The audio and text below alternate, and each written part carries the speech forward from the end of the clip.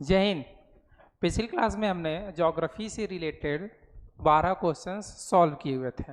जैसा कि पिछली क्लास में हमने बताया था कि ये एक क्विक रिवीजन टाइप की क्लास है जो 1 सितंबर को पेपर होने वाला है, उससे रिलेटेड यानी जो भी एग्जाम में पूछे जाने वाले हैं उसी से रिलेटेड ये PYQ है जो हम सॉल्व करने वाले हैं। पेपर का पैटर्न कैसा हो सकता है या किस टाइप के क्वेश्चंस पूछे जाते हैं उससे रिलेटेड सारे क्वेश्चन हम देखते चलेंगे। इसके साथ साथ कंसेप्ट भी तैयार हम करते चलेंगे, कंसेप्ट का रिवीजन करते चलेंगे। ठीक है, देखिए तो हमने 12 क्वेश्चन सॉल्व कर लिए थे और जो यूनिवर्स सोलर सिस्टम से रिलेटेड हम लोग क्वेश्चन सॉल्व कर रहे थे, उसी में आज नेक्स्ट क्वेश्चन है। क्वेश्चन कह रहा है which one of the following statement is incorrect regarding the moment of sun. ठीक है, यानी कि सूर्य के गति के संबंध में इसमें से कौन सा स्टेटमेंट जो है रॉन्ग स्टेटमेंट है। पेपर में जब भी ऐसा क्वेश्चन है तो इस टाइप के क्वेश्चंस को थोड़ा सा सॉल्व करने के लिए पूछ क्या रहा है उस पर फोकस करना ज़्यादा ज़रूरी होता है। जैसे कह रहा इनकरेक्ट यानी कि रॉन्ग स्टेटमेंट हमें बताना है, पहले इसको मार्क कर लीजिए कि कौन सा स्टेटमेंट जो है क्या है, गलत स्टेटमेंट है। ठीक है, स्टेटमेंट क्या दिया हुआ, ऑप्शन नंबर ए दिया हुआ है the sun is overhead on the tropic of cancer on 21 June. ठीक है, यानी कि सूर्य जो है कर्क रेखा पर 21 जून को क्या होता है, चमकता है 90 डिग्री एंगल के साथ। सेकंड यानी कि बी ऑप्शन जो दिया है the sun is overhead on the tropic of capricorn on 22 December, यानी कि 22 दिसंबर को सूर्य जो है मकर रेखा पर चमकता है।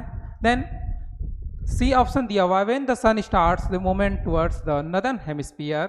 नदर्न हेमिस्फीयर में स्टार्टिंग की बात कर रहा है, यानी कि सदर्न हेमिस्फीयर से जब सन क्या है सदर्न यानी कि इस सदर्न हेमिस्फीयर से नदर्न हेमिस्फीयर की तरफ मूव कर रहा है। The northern hemisphere people in India celebrate Uttarayan, Sankranti, Baisakhi, इस टाइप की चीज़ें इंडिया में क्या होने लगती है, सेलिब्रेट होने लगती है, ये बता रहा है। देन नेक्स्ट एक डी ऑप्शन दिया हुआ है, ये ऑप्शन है स्प्रिंग इक्विनॉक्स फॉल ऑन 23 सितंबर, यानी कि बसंत विषुव जो है 23 सितंबर को होता है। ठीक है, देखिए इसी में से हमें क्या पता लगाना है, हमें पता लगाना है इनकरेक्ट यानी कि गलत स्टेटमेंट इसमें से कौन सा है। इसके लिए हम एक फिगर को देखेंगे और देन फिगर के थ्रू हम बात करेंगे। जैसा देखिए हम लोगों ने पिछले वीडियो में एक क्वेश्चन सॉल्व किया था, उसमें सन को हमने सेंटर में रखा था और इसके अराउंड यानी कि चारों तरफ हमने अर्थ को बनाया था। ठीक है, यानी कि सन के चारों तरफ हमने कुछ फिगर ड्रॉ किए हुए थे अर्थ के, और इसमें हमने देखा था कि अर्थ का जो रोटेशन है, अर्थ का रोटेशन वो किस टाइम पर सन के साथ क्या बिहेव करता है, इसी के बारे में हमने पिछली वीडियो में देखा था। देखिए ये था कुछ फिगर, इस फिगर में हमने बात किया था कि अर्थ जो है अपने एक्सिस पे 23 डिग्री एंगल के साथ झुकी हुई है। ठीक है, ये रहा है। देन इसके अलावा हमने एक चीज़ और देखा था कि जैसे ये आप देखेंगे 0 डिग्री, देन 0 डिग्री के साथ नॉर्थ में आप 23 डिग्री एंड हाफ नॉर्थ, यानी कि ऊपर की तरफ जो नॉर्थ साइड में होता है वो होता है ट्रॉपिक ऑफ कैंसर, और साउथ साइड में ट्रॉपिक ऑफ कैप्रिकॉर्न। ये ट्रॉपिक ऑफ कैंसर को हम 23 डिग्री एंड हाफ नॉर्थ से रिप्रेजेंट करते हैं and 23 degree and half south से हम ट्रॉपिक ऑफ कैप्रिकॉर्न को। सेम यही सिचुएशन सारा रहेगा ये अर्थ के रोटेशन के टाइम पीरियड, इवोल्यूशन के टाइम पीरियड में।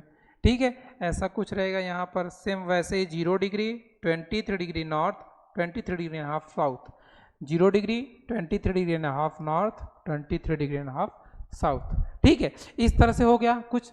तो ये अगर आप टाइम याद रख रहे हैं तो इससे रिलेटेड जो भी कंसेप्चुअल क्वेश्चन होते हैं ये हम सॉल्व कर सकते हैं।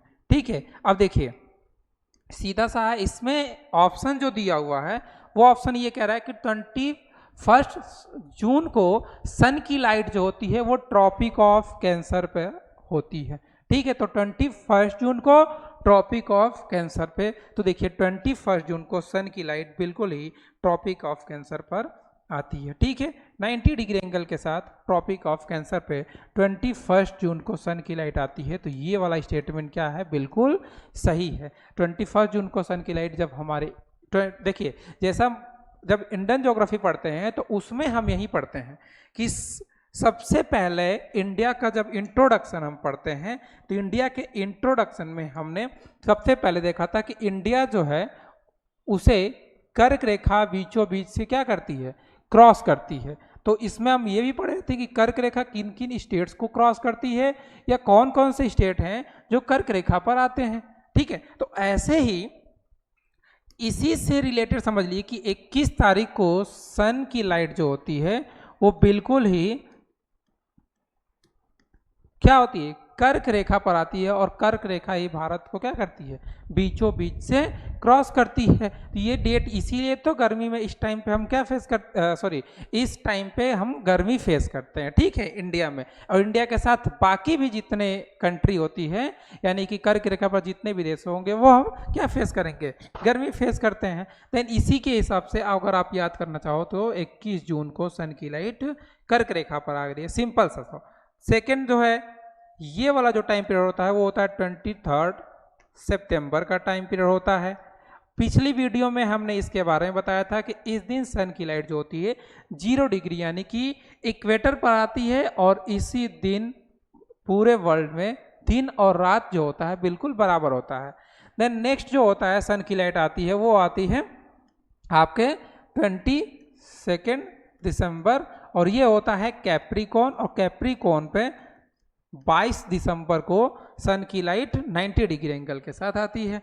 तो इस डेट को याद रखिए। देन इसके अलावा ये हो गया 21 मार्च, 21 मार्च को सूर्य की जो प्रकाश है फिर वो कहाँ चला आता है, 0 डिग्री पे चला आता है, और पृथ्वी जो है वो सूर्य के चारों तरफ वेस्ट टू ईस्ट रोटेट करता रहता है, और इसी के साथ ही सन की लाइट जो है पृथ्वी पर नॉर्थ टू साउथ मूव करते रहती है। और इसमें हमने बेसिकली 4 स्टेज को फिगर के थ्रू समझने की कोशिश की, ठीक है। तो अब इसमें क्वेश्चन ये बोल रहा था कि 21 जून को ट्रॉपिक ऑफ कैंसर पे आता है, तो बिल्कुल 21 तारीख को सन की लाइट जो होती है वो ट्रॉपिक ऑफ कैंसर पे आती है, ठीक है। ये याद रखिएगा 21 जून को tropic of cancer. B option दिया हुआ है 22 दिसंबर को सन की लाइट जो है वो कहाँ आ रही है, ट्रॉपिक ऑफ कैप्रिकॉर्न पे आती है, ट्रॉपिक ऑफ कैप्रिकॉर्न पे। ये भी स्टेटमेंट सही दिया हुआ है। हमें इनकरेक्ट स्टेटमेंट बताना है। When the sun starts is movement towards the northern hemisphere people in India celebrate Uttarayan. बिल्कुल, जब सन की लाइट जो होती है साउथ से नॉर्थ हेमिस्फीयर की तरफ आ जाती है, इसे हम उत्तरायण कहते हैं, ठीक है। तो ये इस टाइम पे ही हमारे यहाँ क्या होती है, संक्रांति मनाई जाती है, उसे उत्तरायण कहते हैं। तो ये स्टेटमेंट भी सही दिया हुआ है। लास्ट स्टेटमेंट डी ऑप्शन दिया हुआ है स्प्रिंग इक्विनॉक्स फॉल ऑन 23 सितंबर। नहीं, देखिए स्प्रिंग इक्विनॉक्स जो है 23 सितंबर को नहीं बल्कि 21 मार्च को होता है, इसलिए ये स्टेटमेंट क्या है, गलत है, और ये गलत स्टेटमेंट हमें फाइंड करना था, इसीलिए ऑप्शन डी इज करेक्ट, ठीक है। चलिए नेक्स्ट क्वेश्चन की बात करते हैं। ये हमारे पास जो 4 डेट हैं इसको हम याद रखने की कोशिश करेंगे। 23 सितंबर और 21 मार्च का दिन जो पृथ्वी पर पूरे दिन क्या होता है, दिन और रात बराबर होता है, और 21 जून को नॉर्थ पोल की तरफ यानी कि नदर्न हेमिस्फीयर की तरफ कहेंगे हम, नॉर्थ पोल नदर्न हेमिस्फीयर की तरफ दिन बड़ा हो जाता है, और 22 दिसंबर को सदर्न हेमिस्फीयर की तरफ दिन बड़ा होता है, ठीक है। नेक्स्ट क्वेश्चन बात करते हैं। ये कर्क रेखा हो गई, और कर्क रेखा भारत को बीचों बीच से क्रॉस करती है। नेक्स्ट क्वेश्चन है the extent of equatorial region is, यानी कि विषुवत रेखीय क्षेत्र का जो विस्तार है वो कहाँ से कहाँ तक है। देखिए विषुवत रेखीय क्षेत्र का विस्तार है, ये हमें याद रखना पड़ता है, 10 डिग्री नॉर्थ से लेकर के 10 डिग्री साउथ तक का जो रीजन होता है। जैसे ये 0 डिग्री है, देन 0 डिग्री से लेकर के 10 डिग्री नॉर्थ और 10 डिग्री साउथ, ठीक है, 10 डिग्री नॉर्थ और 10 डिग्री साउथ तक हम जाएंगे तो ये पूरा का पूरा रीजन ही कहलाता है इक्वेटोरियल रीजन। इसीलिए इसका ऑप्शन जो हो जाएगा वो हो जाएगा ऑप्शन बी। ठीक है, नेक्स्ट क्वेश्चन की बात करें। Next question, which one of the following land territory of Indonesia is not touched by the equator. Indonesia का निम्नलिखित में से कौन सा भूभाग भूमध्य रेखा से नहीं टच करता है। तो ये थोड़ा सा क्वेश्चन हम आपको अरेंज कर दे रहे हैं, क्वेश्चन आपको दिखाई नहीं दे रहा होगा। देखिए इंडोनेशिया का कौन सा, ये देखिए इंडोनेशिया जो है एक्चुअल में ग्रुप ऑफ आइलैंड, जैसे बहुत सारे द्वीप जो है इंडिया में है, ठीक, इंडोनेशिया में है। तो इंडोनेशिया के कुछ द्वीप का नाम दे दिया है जो मेन मेन द्वीप है। सुमात्रा दिया हुआ है, सुलावेसी दिया हुआ है, जावा दिया हुआ है, कालीमत्तन दिया हुआ। और इसमें से ये पूछा था कि कौन से द्वीप से हो करके भूमध्य रेखा क्रॉस नहीं करती है। देखिए वैसे तो इसका ऑप्शन हो जाएगा option number C. Option number C यानी कि जावा, जहां इंडोनेशिया का कैपिटल है। इंडोनेशिया का कैपिटल क्या है? जकार्ता है। इंडोनेशिया जो है एक एशिया कॉन्टिनेंट से रिलेटेड कंट्री है। अगर बात करेंगे इसकी हम, तो आइए इससे रिलेटेड कुछ हम मैप पे देखने की कोशिश करते हैं। ठीक है, इंडोनेशिया से रिलेटेड जो भी है मैप पर थोड़े से देखने की हम कोशिश करेंगे। और वर्ल्ड के मैप में बेसिकली देखिए यहाँ पर हमें इस फिगर में इंडोनेशिया का जो लोकेशन है वो हमें दिखाई दे रहा होगा। देखिए ये है इंडोनेशिया,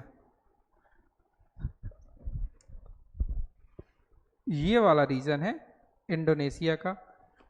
और इंडोनेशिया में जो दिया हुआ है, एक सिलेविस दिया हुआ है, बोर्नियो दिया हुआ है, सुमात्रा दिया हुआ है और एक इस आइलैंड का नाम। इसी 4 आइलैंड में से ये देखिए यहाँ पर आपको दिखाई दे रही है 0 डिग्री लाइन, ये 0 डिग्री इक्वेटर। ठीक है, इसमें से यही पूछ रहा है क्वेश्चन में कि किस आइलैंड से होकर के, पॉलिटिकल मैप के थ्रू या वर्ल्ड में या इंडिया के से रिलेटेड अगर क्वेश्चन पूछना रहता है तो इसी टाइप के क्वेश्चंस आते भी है। तो इसमें अगर आप देखोगे तो ये है सेलेविस आइलैंड, देन इसके बाद से आपको ये दिख रहा है इसे कालीमत्तन कहते हैं। बोर्नियो का जो भाग, बोर्नियो द्वीप का जो पार्ट जो है इंडोनेशिया में आता है उसे कालीमत्तन कहते हैं। देन इसके अलावा ये होता है सुमात्रा और ये होती है जावा। और आप देखोगे अगर फिगर में सही से तो जावा को 0 डिग्री टच नहीं करता है। तो ये इसका ऑप्शन क्या हो जाएगा?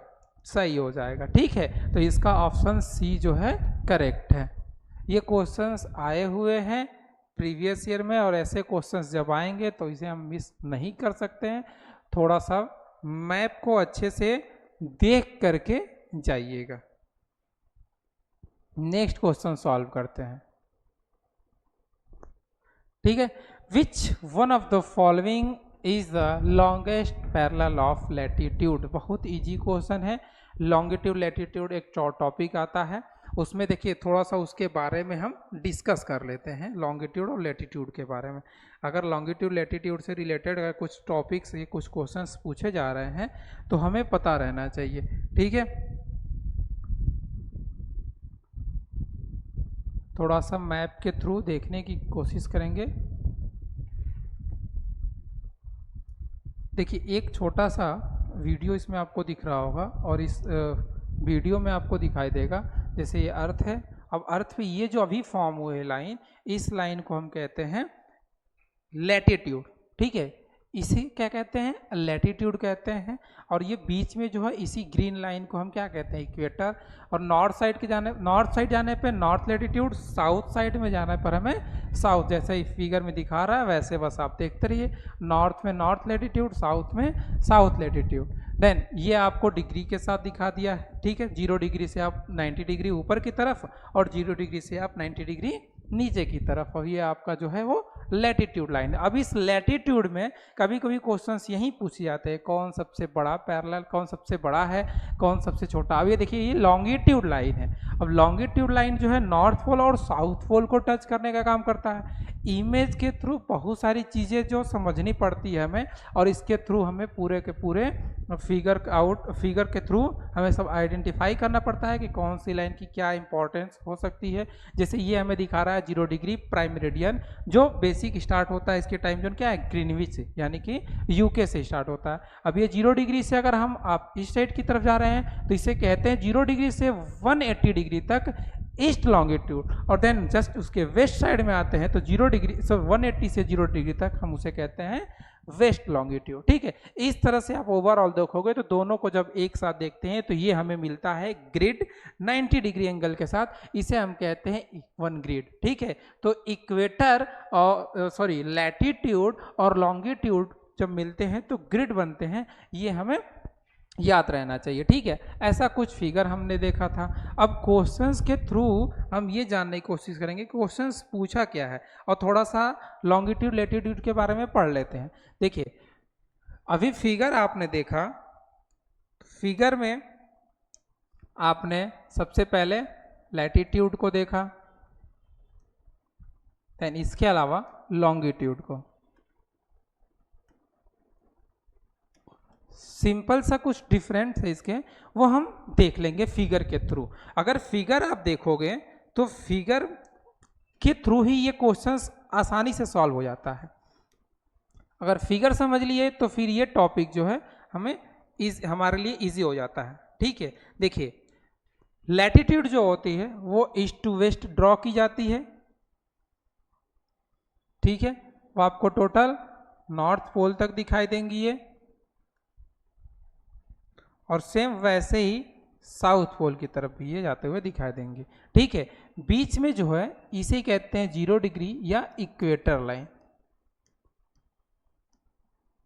इक्वेटर लाइन हो गया, ठीक है। इक्वेटर से आप 0 डिग्री यानी कि नॉर्थ पोल 0 डिग्री से नॉर्थ पोल तक जाएंगे आपको तो 90, देन साउथ पोल की तरफ आप जाओगे तो यहाँ पर भी आपको 90 डिग्री मिलेगा, ठीक है। सेम अगर इधर आते हैं लॉन्गिट्यूड में, लॉन्गिट्यूड नॉर्थ पोल और साउथ पोल को मिलाने वाली होती है, और इनके अगर हम बात करें तो ये पूरे के पूरे 360 खींची गई हैं, क्योंकि एक गोले पे जो हम देखते हैं एंगल वो 360 का बनता है, उसी के थ्रू टोटल जो है इनका नंबर 360 होता है। अब ये देखिए थोड़ा सा इनके फिगर्स के थ्रू ये सारी चीज़ें हम डिफरेंस तैयार करने की कोशिश करेंगे। देखो 0 डिग्री से अगर नॉर्थ की तरफ हम जा रहे हैं तो 90, 0 डिग्री को हम कॉमन रखते हैं, इसे न नॉर्थ कंसीडर करते हैं ना ही साउथ, ठीक है। इसीलिए 0 डिग्री के बाद से 90 तक हमें 90, देन इसके बाद से 0 डिग्री से साउथ की तरफ जाने पर हमें 90 लैटिट्यूड मिलते हैं। इस तरह से अगर टोटल देखेंगे तो हम 180 लैटिट्यूड देखते हैं, लेकिन जब इसमें इक्वेटर को इंक्लूड कर देंगे तो 181 लैटिट्यूड हो जाता है। अब इसमें ध्यान देने वाली बात एक और होती है कि जब हम पोल के लैटिट्यूड की बात करते हैं तो इनका जो होता है ये एक डॉट जैसे यानी कि एक बिंदु के रूप में ये ड्रॉ की गई हैं, तो जब लाइन कंसीडर करने की बात करता है तो हम इस 90 डिग्री को भी हटा देते हैं, और जब ऐसा क्वेश्चन पूछा जाएगा तो उसे हमें ध्यान देना पड़ेगा कि 180 पूछ रहा है, यानी कि इक्वेटर को छोड़ के पूछ रहा है ये, क्योंकि इक्वेटर को मैंने क्या बताया, न नॉर्थ कंसीडर करेंगे नहीं साउथ, ठीक है। देन इसके अलावा अगर इक्वेटर को ऐड करेंगे तो 181, और जब एक डॉट के जैसा हमें बिंदु के रूप में 90 डिग्री पर हमें मिलता है लैटिट्यूड, तो इनको अगर लाइन केवल टोटल पूछेंगे कितने लाइंस है तो ये बिंदु के रूप में खींचे गए हैं, इसीलिए अगर इनको हम हटा देंगे तो 179। थोड़ा सा हमें यहाँ पर समझने की जरूरत है, ठीक है। देन इसके अलावा एक चीज और है, अगर इन दो को हम कंपेरिजन करें, दो को लेकर के थोड़ा सा ध्यान दीजिएगा। अगर दो लैटिट्यूड को अगर हम कंपैरिजन करेंगे तो इनके बीच में डिस्टेंस जो होता है वो क्या होता है, हमेशा इक्वल रहता है। 111 किलोमीटर के आसपास जो है डिस्टेंस आता है। तो ये डिस्टेंस क्या होता है, बिल्कुल हर जगह बराबर होता है। और फिगर में जो आपने देखा ये बिल्कुल क्या होता है, एक सर्किल के फॉर्म में होता है चारों तरफ। अब इसमें क्वेश्चन पूछता है कि सबसे बड़ा कौन सा है, तो सबसे बड़ा तो क्या हो जाएगा, 0 डिग्री इक्वेटर हो जाएगा। अगर अर्थ पे आप देखोगे तो पृथ्वी के बीचों बीच आपको क्या सबसे बड़ा मिलेगा ना। जैसे अभी आप इस फिगर में देख लो, यहाँ पर आपको लैटिट्यूड दिख रहा है, इस फिगर्स के थ्रू आप समझ सकते हो। इस फिगर में सबसे पहले आपने देखा था, देखो यहाँ पर जब फॉर्म हो रहे थे तो इसमें आप फिगर को देखोगे बार बार तो ये एक सर्किल के फॉर्म में दिखाई देगा। देखो ऊपर की तरफ आपको ये पूरे के पूरे सर्किल के फॉर्म में आपको दिखाई देगा, ठीक है, यानी कि चारों तरफ एक सर्किल जैसा ड्रॉ किया गया है। इसी चीज़ की मैं बात कर रहा था, ठीक है। तो इसको थोड़ा सा याद रखिए आप। अब वैसे अगर इधर बात करेंगे लॉन्गिट्यूड की, तो लॉन्गिट्यूड मैंने बता दिया टोटल कितने होते हैं, 360 होते हैं। अब इनकी इंपॉर्टेंस देखिए, जब हम यहाँ इक्वेटर ड्रॉ कर लेंगे तो अब थोड़ा सा डिफरेंट देखिए। अगर दो लॉन्गिट्यूड, जैसे हमने ये बताया कि दो लैटिट्यूड के बीच में डिफरेंस जो होता है हर जगह इक्वल होता है, वैसे दो लॉन्गिट्यूड में मैक्सिमम डिस्टेंस जो होता है, मैक्सिमम डिस्टेंस यह 0 डिग्री पर होता है, और वो भी 111 किलोमीटर के आसपास रहता है। 111.9 किलोमीटर के आसपास ये डिस्टेंस रहता है। मैक्सिमम डिस्टेंस कहाँ होगा लॉन्गिट्यूड के बीच में, तो ये होता है 0 डिग्री यानी कि इक्वेटर पे। और मिनिमम, तो मिनिमम होता है पोल पर, ठीक है। यही डिफरेंट हमें याद रखने होते हैं, ठीक है। तो क्वेश्चन से पूछा था, तो अब क्वेश्चन समझते हैं। क्वेश्चन क्या पूछा था कि लॉन्गेस्ट पैरेलल ऑफ लैटिट्यूड और लॉन्गेस्ट पैरेलल ऑफ लैटिट्यूड की अगर बात करेंगे, ऑप्शन देखते हैं, tropic of cancer, tropic of capricorn, arctic of circle और इक्वेटर, ये 4 ऑप्शन दिया हुआ है। और जिसमें अगर सबसे लॉन्गेस्ट पैरेलल की बात करेगा तो अभी हमने आपको बताया इक्वेटर लाइन, ठीक है। तो ये हो गया इसका आंसर। नेक्स्ट क्वेश्चन की अगर हम बात करते हैं, देखते हैं नेक्स्ट क्वेश्चन क्या है। इसमें और भी जो सारी चीजें हैं थोड़ा सा आप लोग रिवाइज कर लीजिएगा, ठीक है। नेक्स्ट क्वेश्चन क्या, विच one of the following is the longest latitude, कौन सा, सेम वही क्वेश्चन है, ठीक है। लॉन्गेस्ट लैटिट्यूड की बात कर रहा है, 0 डिग्री है, इसमें 90 डिग्री सबसे छोटा हो जाएगा, डॉट के जैसा है, ठीक है। रसिया हैज 11 टाइम जोन बिकॉज, रूस में 11 समय क्षेत्र है, क्यों। अब देखो ये कंसेप्चुअल चीजें है, थोड़ा सा यहाँ लॉन्गिट्यूड लैटिट्यूड में आप इस चीज को भी ऐड कर लीजिएगा। देखो लॉन्गिट्यूड लैटिट्यूड से कभी कभी क्वेश्चंस भी पूछे जाते हैं, और जब क्वेश्चन पूछे जाए तो उससे रिलेटेड थोड़ा सा कुछ चीजें हैं वो याद रखें। देखिए पृथ्वी जो है पूरे अपने एक्सिस पे 360 डिग्री एंगल पूरे मतलब क्या करती है, रोटेट करती रहती है। 360 इसीलिए लॉन्गिट्यूड ड्रॉ की गई है। तो देखिए क्या होता है कि 24 घंटे में पृथ्वी जो है 360 डिग्री मूव कर लेती है।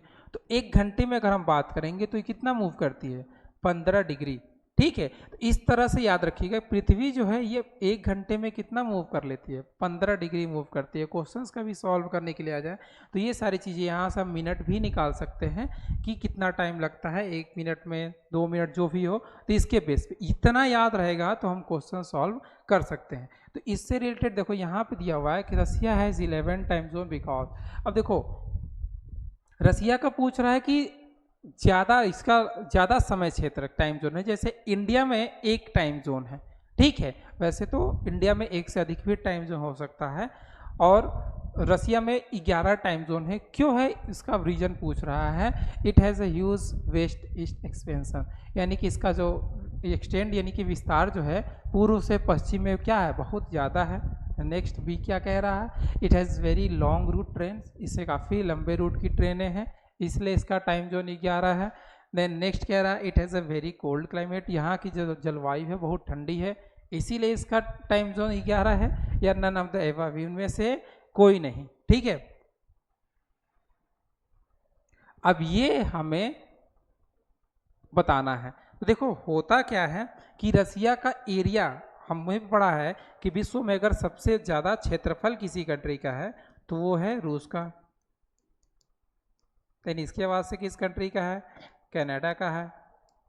ठीक है, ऐसा हम लोग पढ़े रहते हैं, रूस, कनाडा, चीन, यूएसए, ब्राज़ील, है ना, ऑस्ट्रेलिया, इंडिया, इस तरह से सारी चीज़ें हम लोग पढ़े रहते हैं। अब इसमें कह रहा है तो देखो इसका सीधा सा रीज़न होता है, रसिया जो है वर्ल्ड के मैप पे आप देखोगे, थोड़ा सा इसको भी फिगर में देख लो, वर्ल्ड के मैप में रूस जो है, अब देखो यहाँ पे आपको दिख रहा होगा, ये है रसिया का एक्सटेंशन,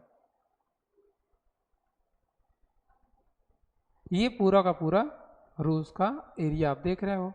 ठीक है, तो इसका सीधा सा है 11 टाइम जोन बनाया सिर्फ इसलिए गया है क्योंकि सन की लाइट अगर यहाँ आ रही है तो यहाँ से यहाँ पहुँचने में ज़्यादा टाइम लगता है। वो 15 घंटे वाला जो कंसेप्ट हमने बताया उसके हिसाब से अगर देखोगे तो ये आपका क्या रहेगा, यहाँ से सन की लाइट यानी कि स्टार्टिंग तो यहाँ से हो रहा है, इस जगह से इस जगह तक सन की लाइट जाने में काफ़ी टाइम लगता है। इसीलिए रसिया में जो है क्या बना हुआ है, 11 टाइम जोन बना हुआ है। ठीक है, यूज ईस्ट टू वेस्ट, इसीलिए ऑप्शन इसका जो है क्या, ए सही हो जाएगा। ठीक है, बाकी सारे ऑप्शन से कोई मतलब ही नहीं था। ठीक है, देन नेक्स्ट बात करते हैं क्वेश्चंस की। यही है, मैं याद कर रहा है, 1 घंटे में जो 15 डिग्री, मैंने 15 घंटे बोल दिया, 1 घंटे में 15 डिग्री। ठीक है, अब देखो यहाँ से हम निकाल सकते हैं 1 डिग्री मूव करने में, तो 1 डिग्री मूव करने में कितना टाइम लगेगा भैया, यहाँ से सॉल्व कर लीजिए ना। तो 1 डिग्री जब मूव करती है तो 4 मिनट का समय लगता है सन के लाइट, मतलब जब पृथ्वी 1 डिग्री मूव करेगा तो मतलब 1 डिग्री में सन की लाइट 4 मिनट तक क्या लेते हैं, समय लेता है 1 डिग्री सन की लाइट क्रॉस करने में। तो यही हमें याद रखना है, इसी के थ्रू रसिया का जो टाइम जोन है 11 बनाया गया है। बस यहीं से हमें क्वेश्चंस सॉल्व करने के लिए भी मिलते हैं। तो ये बेसिक जो चीज़ है याद रखिएगा, अगर नहीं तो इतना भी याद रहेगा तो हमारा काम चल जाएगा, अगर क्वेश्चन इस पे बेस्ड आ रहे हैं तो। ठीक है, देखिए नेक्स्ट क्वेश्चन दिया हुआ है, which one of the following country has the maximum time difference from Greenwich mean time, यानी कि जीएमटी से किस कंट्री का जो है टाइम जोन में है मैक्सिमम अंतर आता है, ये हमें देखना है। और ये मैक्सिमम टाइम जोन में अंतर जो है हम ये से समझ सकते हैं, देखो इंडिया के हिसाब से हम एक इसको समझ सकते हैं। जब हम बात करते हैं इंडिया की तो देखिए इंडिया का एक जो सबसे ईस्ट में स्टेट है और एक है वेस्ट में स्टेट, यहाँ सन की लाइट पहुँचने में कितना टाइम लगता है इसको थोड़ा सा हमें याद रखना पड़ता है, ये सॉल्व भी कर सकते हैं। जैसे जब हम सबसे पहले इंट्रो वाले क्लास पढ़ते हैं, इंट्रोडक्शन ऑफ इंडिया, ठीक है, तो उसमें हम ये सारी चीज़ें पढ़ते रहते हैं। अब बात करेंगे तो देखो नदन मोस्ट जो है, नदन मोस्ट आपको लद्दाख वाला रीजन पड़ जाएगा, इंदिरा कॉल, ठीक है, और यहाँ पर आपको सदर्न मोस्ट में आपको कन्याकुमारी यहाँ पर, और अगर आप देखेंगे अंडमान निकोबार में तो सबसे लास्ट में ग्रेट निकोबार है, इसका एक लास्ट पॉइंट होता है जिसे हम कहते हैं इंदिरा पॉइंट। ठीक है, तो इस पॉइंट के पास हमें इंडिया का सदर्न मोस्ट प्लेस मिलता है, 6 डिग्री 45 मिनट के अप्रॉक्स, 8 डिग्री 4 मिनट, ठीक है, ऐसे करके 37 डिग्री 6 मिनट, 68 डिग्री 7 मिनट, ये गुजरात वाले रीजन में, और 97 डिग्री 25 मिनट। ये अगर हमें याद है तो इसके थ्रू देखो यहीं समझ जाइए आप कि टाइम जोन में मैक्सिमम अंतर क्या है। हमने बताया 1 डिग्री क्रॉस करने में 4 मिनट का समय लगता है, ठीक है, और यहाँ से यहाँ तक देख लीजिए या इस कंसेप्ट में, यानी कि 1 घंटे में कितना डिग्री घूम रही है पृथ्वी, 15 डिग्री, यानी कि 1 घंटे में जो है 15 डिग्री सन की क्या होती है, इधर उधर ट्रांसफर होता है एक प्लेस से दूसरे प्लेस में। 1 डिग्री में सन की लाइट का 4 मिनट का समय लेते हैं 1 डिग्री मूव करने में, ऐसे से याद रखे रहिए। यहाँ पे बेसिक जो डिफरेंट है यहाँ से 97 टू 68 के बीच में, ये 30 लॉन्गिट्यूड का है, ठीक है, 30 लॉन्गिट्यूड यानी कि 30 डिग्री आती है। 1 डिग्री मूव करने में 4 मिनट का समय लगता है, तो 30 डिग्री मूव करने में कितना समय लगेगा, 4 से हम मल्टीप्लाई कर लेंगे तो हमारे पास कितना आ रहा है, 120 मिनट आ जा रहे हैं। और इसी 120 मिनट को अगर हम घंटे में कन्वर्ट करेंगे तो 2 घंटे का होगा, सिंपल सा। तो यानी कि अरुणाचल प्रदेश में अगर 5 बजे सुबह में सन की लाइट आती है, तो गुजरात के लास्ट इस वाले प्लेस पर सन की लाइट कितने घंटे बाद पहुंचेगी? 2 घंटे बाद पहुंचेगी। ये होता है टाइम जोन में मैक्सिमम डिफरेंट। ठीक है कि एक ही कंट्री में सन की लाइट यानी कि सुबह यहाँ 5 बजे हो रहा है और यहाँ जो सुबह हो रही है वो 7 बजे हो रही है। तो यहाँ पे क्वेश्चन जो पूछा है वो कह रहा है कि विच one of the following country has the maximum time difference.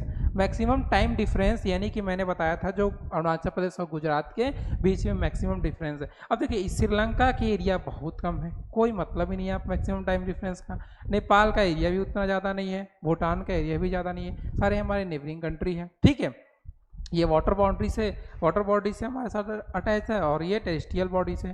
ठीक है, देन इसका आंसर जो हो जाएगा वो हमारा देश इंडिया ही होगा। ठीक है, चलिए ये हो गया 20 क्वेश्चंस। नेक्स्ट क्वेश्चंस की बात करते हैं। The prime meridian does not pass through which one of the following African country. देखिए ये क्वेश्चंस बड़ा बढ़िया है। किस अफ्रीकन कंट्री से ये जो है प्राइम मेरिडियन क्रॉस नहीं करती है? प्राइम मेरिडियन यानी कि याद रखिएगा, देखिए 0 डिग्री जो है जिसे हम GMT कहते हैं, ये अफ्रीका के कुछ कंट्री से होकर के गुजरती है। ठीक है, 5 कंट्री से 3 होते हैं यूरोप के कंट्री। ठीक है, किस किस कंट्री से होकर गुजरती है, अब इसमें किस किस लाइन का हमें याद रखना रहता है, इसका एक बार रिवीजन कर लीजिए। जैसे अभी ग्रीनविच का हो गया, तो ग्रीनविच में अफ्रीका का अल्जीरिया आता है, तो बिल्कुल ये ऑप्शन में कह रहा है कि किससे क्रॉस नहीं करती है। जैसे इंडोनेशिया वाला हमने सॉल्व किया, वैसे ये भी है किससे होकर के गुजरती ही नहीं है, ये हमें बताना है। देखो मैप अगर हमें थोड़ा बहुत भी याद है तो हम इसे गेस कर सकते हैं। तो अल्जीरिया से क्रॉस करती है, घाना से भी क्रॉस होता है ये, और माली से भी क्रॉस होता है। ठीक है, बचता है तो केवल मोरक्को, इसीलिए इसका आंसर जो हो जाएगा वो ए हो जाएगा। ये GMT याद रखिएगा, GMT से इंडिया का जो 82 degree and half east longitude line है उसे हम कहते हैं। देखो अभी हमने फिगर के थ्रू सब आपको ईस्ट वेस्ट नॉर्थ साउथ बताया है, एक बार मैं यहाँ बना के आपको दोबारा बता दे रहा हूँ। जब लॉन्गिट्यूड की बात करेंगे तो ये रहा प्राइम मेरिडियन जो हमारे सामने है बिल्कुल, और देन इसके एक तरफ यानी कि प्राइम मेरिडियन बीचों बीच अगर है तो इसके ईस्ट साइड में आने पर 0 डिग्री से लेकर के 180 डिग्री तक, 0 डिग्री से लेकर का 180 डिग्री तक के लाइन को हम ईस्ट लॉन्गिट्यूड कहेंगे। इतना याद रखिएगा, ईस्ट लॉन्गिट्यूड कहेंगे। और सेम जस्ट इसके अपोजिट जब हम जाएंगे तो 180 डिग्री से लेकर के 0 डिग्री तक के लॉन्गिट्यूड को हम वेस्ट लॉन्गिट्यूड कहते हैं। इतना याद रखिएगा। ठीक है, ये हो गए टोटल 360, ये हमें याद रखना है। सेम वैसे ही लैटिट्यूड के लिए भी आता है, सेम वैसे ही लैटिट्यूड की अगर बात करेंगे तो 0 डिग्री ये हो गया, और इससे नॉर्थ साइड में जाने पर नॉर्थ लैटिट्यूड,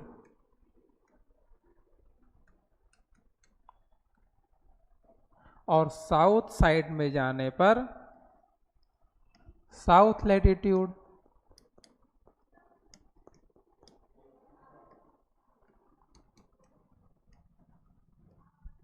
ये हमें मिलेंगे। ठीक है, तो नॉर्थ लैटिट्यूड कहाँ, तो 90 डिग्री तक 0 डिग्री के बाद, और साउथ लैटिट्यूड कहाँ तो सेम 90 डिग्री तक। हमने उसको अभी आगे एक्सप्लेन ही किया था।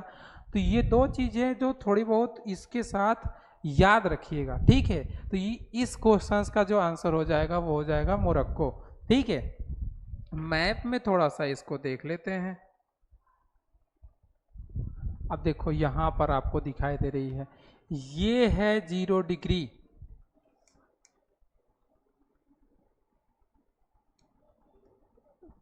इस लाइन को कहेंगे हम 0 डिग्री। और इसी को पूछ रहा था, ये देखो किस किस कॉन्टिनेंट को क्रॉस करता है, तो ये भी याद रखिएगा, यूरोप और अफ्रीका कॉन्टिनेंट को, यूनाइटेड किंगडम हो गया, फ्रांस हो गया, स्पेन हो गया, यूरोप के हैं, यहाँ से ये क्रॉस करती है। और उसके बाद से अफ्रीका वाला हमने देख ही लिया, बुर्किना फासो हो गया, माली हो गया, अल्जीरिया हो गया, इन सारे कंट्रियों को 0 डिग्री, घाना हो गया, इन सबको क्रॉस करती है। बट मोरक्को का जो लोकेशन था थोड़ा सा अल्जीरिया से वेस्ट साइड की तरफ था, तो इसलिए ये ऑप्शन में गलत था, जो हमारा सही आंसर होगा। ठीक है, किससे होकर के क्रॉस नहीं करती है? मोरक्को। इसका कैपिटल है रबात। ठीक है, इब्न बतूता का नाम आप लोग सुने होंगे, ये मोरक्को से ही इंडिया वो आया हुआ था। ठीक है, नेक्स्ट क्वेश्चंस देखते हैं। Which of the following is our environmental effect of rotation of the अर्थ?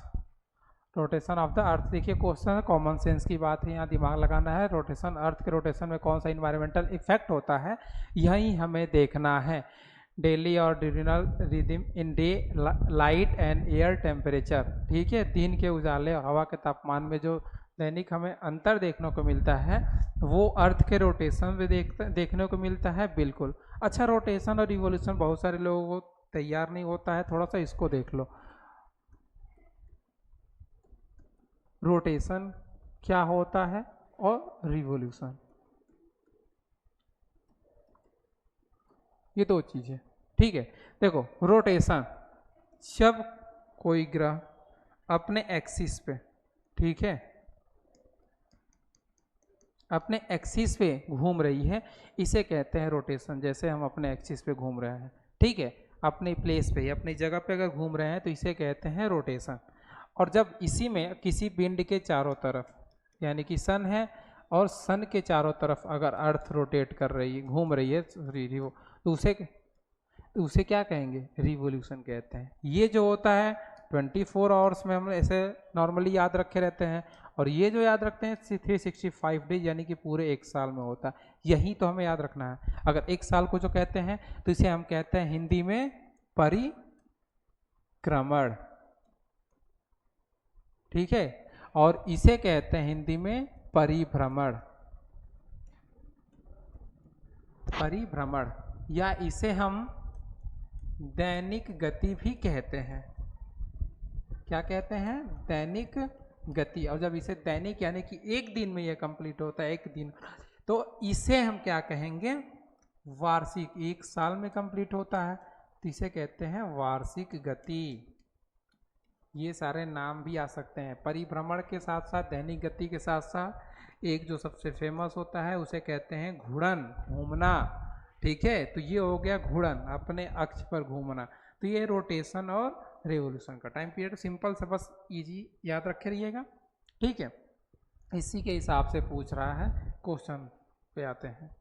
पूछ रहा है कि डे और ड्यूरल rhythm in day and light and air temperature, जो होता है दिन के उजाले और हवा के तापमान में जो दैनिक अंतर हम देखने को मिलता है, रोटेशन की वजह से होता है। बिल्कुल सही स्टेटमेंट है। Flow path of the both air and water are turn consistently in sideward direction. हवा और पानी दोनों का प्रवाह एक पथ में लगातार एक तरफ की दिशा में मुड़ा हुआ होता है। रीजन है इसका। ठीक है, अब देखो, हम जब भी एक देखते हैं, नॉर्थ पोल की विंड जो होती है अपने राइट डायरेक्शन की तरफ, और साउथ पोल की विंड अपने लेफ्ट डायरेक्शन की तरफ क्या करती है? टर्न करती है। ठीक है, इसके थ्रू, इसी से रिलेटेड जो है स्टेटमेंट्स दिए हुए थे, तो हाँ एक ही साइड की तरफ टर्न करती है। ये भी हवा और पानी दोनों का प्रवाह एक तरफ लगातार होता है। ठीक है, फेरल्स लॉ की जब हम बात करते हैं ना, इसी में हम याद तो रखते हैं फेरल्स लॉ, जिसके वजह से नॉर्थ पोल की जो विंड होती है ना, अपने राइट साइड में टर्न करती है, और लेफ्ट पोल, सॉरी साउथ पोल की जो विंड होती है वो लेफ्ट साइड की तरफ टर्न करती है। अगर कभी पूछ लिया कि अगर साउथ पोल की कोई विंड, और अगर वो 0 डिग्री को क्रॉस करके नॉर्थ या नदर्न हेमिस्फीयर की तरफ चली आ रही है, तो क्या होगा? तो वो सीधी बात है, वो राइट हैंड की तरफ ही टर्न करेगी। सेम जस्ट इसके अपोजिट, अगर कोई नॉर्दर्न हेमिस्फीयर की विंड अगर 0 डिग्री को क्रॉस करके साउथ या सदर्न हेमिस्फीयर की तरफ चली आ रही है तो वो अपने लेफ्ट डायरेक्शन में ही मूव करेगी। ये फिगर आप लोगों ने कई बार देखा होगा, जब आप विंड का डायरेक्शन पढ़ते हैं तो उसमें आप देखते हैं कि नॉर्थ पोल से आने वाली विंड, नॉर्थ पोल से जब कोई विंड आती है तो इसका डायरेक्शन जो होता है राइट हैंड की तरफ मुड़ेगा, तो ये भी तो अपने राइट हैंड की तरफ मुड़ रही है। तो ऐसे ये जो है फिगर आप याद रखे रहिएगा। तो नॉर्थ पोल या नदर्न हेमिस्फीयर में जितने भी विंड होंगी ये सब के सब विंड अपने राइट हैंड की तरफ ही मुड़ती है। सेम वैसे ही जब साउथ पोल की बात करते हैं तो वो सब साउथ पोल की बात करते हैं तो वो अपने लेफ्ट डायरेक्शन में ही मूव करती है। ठीक है, तो ये थोड़ा सा याद रखेंगे। इस तरह से हवा का जो डायरेक्शन होता है, तो हवा और पानी दोनों का डायरेक्शन वैसे हमें देखने को मिलेगा। इसीलिए ऑप्शन बी 2 नंबर भी क्या है, सही है कि हवा और पानी दोनों का प्रवाह पथ लगातार एक तरफ की दिशा की ओर क्या होता है, मुड़ा रहता है।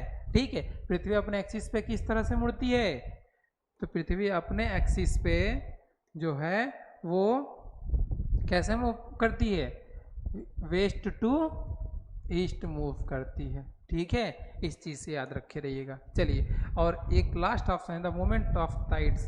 ज्वार की जो गति होती है वो अर्थ के रोटेशन पर ही तो वर्क करता है। ठीक है, इसीलिए ऑप्शन नंबर 3 भी क्या है, सही है। इसीलिए इसका सही आंसर जो हो जाएगा ऑप्शन नंबर 1 2 ए नहीं होगा, बी भी नहीं होगा, 1 एंड 3 दिया हुआ है, 1 2 एंड 3 ऑप्शन नंबर सी इसका सही जवाब हो जाएगा। ठीक है, नेक्स्ट क्वेश्चन देख लेते हैं। एक भौगोलिक ग्रिड है, अक्षांश को चिन्हित करने के लिए दुनिया भर में पूर्व से पश्चिम तक चलने वाली रेखाएं हैं। यानी कि अक्षांश जो है the line that run east to west around the globe to mark latitude. East to west, तो ये स्टेटमेंट क्या है, सही स्टेटमेंट है। Then line that run north to south from north pole to south pole indicate longitude, ये भी statement सही है। अभी तो हमने इससे पहले पढ़ा था which of the following statement give where are correct, तो इसका सही क्या हो जाएगा, बोथ ए एंड 1 एंड 2। ठीक है, तो ये सिंपल सा क्वेश्चन था, इसे हमने पहले ही सॉल्व किया था। ठीक है, एक और क्वेश्चन है कंसीडर द फॉलोइंग स्टेटमेंट। सही स्टेटमेंट की बात हमें करनी है, सही है कि गलत है पहले नीचे देख लेते तो कौन सा स्टेटमेंट, सही स्टेटमेंट की बात करनी है दिया। ठीक है, इसमें दिया हुआ है उत्तरी ध्रुव यानी कि डिस्टेंस बिटवीन द लॉन्गिट्यूड, यानी कि लॉन्गिट्यूड का जो distance become 0 on north pole and south pole. उत्तरी ध्रुव और दक्षिणी ध्रुव पर देशांतर के बीच की दूरी जो होती है 0 होती है। देशांतर रेखा आपको याद होगा, अभी हमने तो ड्रॉ किया था देशांतर लाइन, लॉन्गिट्यूड लाइन हमने अभी ड्रॉ किया था। तो ये बोल रहा है नॉर्थ पोल और साउथ पोल पे बिल्कुल क्या हो जाती है, 0। तो जी हाँ, नॉर्थ पोल और साउथ पोल पे 0 ही तो हो जाती है, डिस्टेंस 0 हो जाती है। देखिए ये क्या होती है, जितनी भी लॉन्गिट्यूड लाइन है ये पोल्स पे जाके क्या हो जा रही है, डिस्टेंस इनका क्या हो जा रहा है, बिल्कुल 0। और साउथ इक्वेटर पे क्या हो जाता है, मैक्सिमम हो जाता है। ठीक है, तो यही तो यहाँ पे क्वेश्चंस में बता रहा है ये कि उत्तरी ध्रुव और दक्षिणी ध्रुव पर देशांतर के बीच की दूरी जो होती है वो क्या हो जाती है, कम हो जाती है, 0 हो जाती है। सही स्टेटमेंट है। The maximum distance between the longitude is maximum on the equator. Longitude के बीच मैक्सिमम जो डिस्टेंस होता है वो इक्वेटर पे होता है, ये सही बात है। The number of longitude is more than numbers of latitude. देशांतरों की संख्या अक्षांशों की संख्या से अधिक होती है, ये भी स्टेटमेंट तो सही है। इसीलिए इसका सही आंसर हो जाएगा 1 2 एंड 3। ठीक है, आज की वीडियो में बस इतना ही। सेशन कैसा लगा कमेंट करके जरूर बताएं। ठीक है, जय हिंद।